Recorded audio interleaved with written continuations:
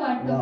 कारण मला काही येत नाही आणि तुम्हाला आणि आहात तुम्ही असं आवड आपली वेगवेगळी आहे महाराज. तंबाखूची आवड राहते महाराज. ऐका काय झालं बरं का. मी एकदा असंच बसनं तसा तर मला बसचाही आवडत नाही, कारचाही आवडत नाही. कार आमच्या घरी मी चौथीत असल्यापासून आहे, पण अजून मला कार आवडत नाही महाराज.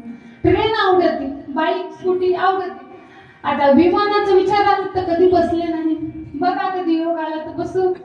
मग ठरवू आवडतं का नाही आवडत. बरं ऐका बसनं प्रवास सुरू होता. छान प्रवास होता. एकटीच होते, सोबत कोणी नव्हता. कोणाला भीत नाही बरं का. कोणी येऊ द्या पुढं, कसं का होईना काहीतरी करेल, भीत नाही आपण. मग एकटीच चालले होते.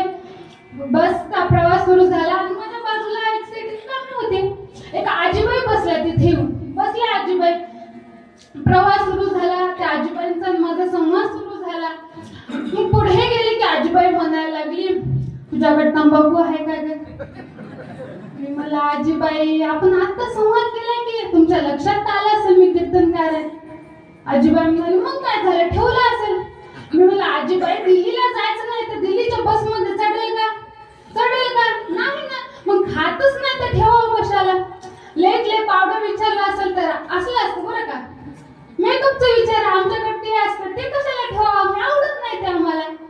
मग मी मला आजीबाई थोडं थांबा. कुठं बस थांबली की घेऊन देऊ तुम्हाला तंबाखू. काय एवढं म्हातारा माणूस. मी म्हणले घेऊ, माझ्या पैशातून घेऊन देते म्हणले. आता तुम्ही म्हणाल कीर्तन कारण तंबाखू घेऊन देते का.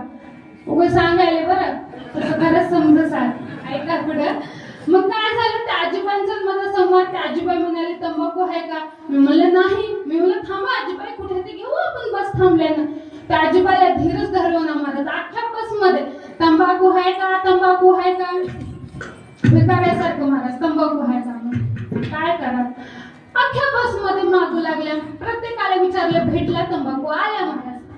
आल्या बसल्या. मी मला आजीबाई थोडं थांबले असतं आपण घेतलंच नाही किंवा तंबाखू. ते म्हणले नाही मला तंबाखू शिवाय करमत नाही कारण आवड तंबाखूची आहे.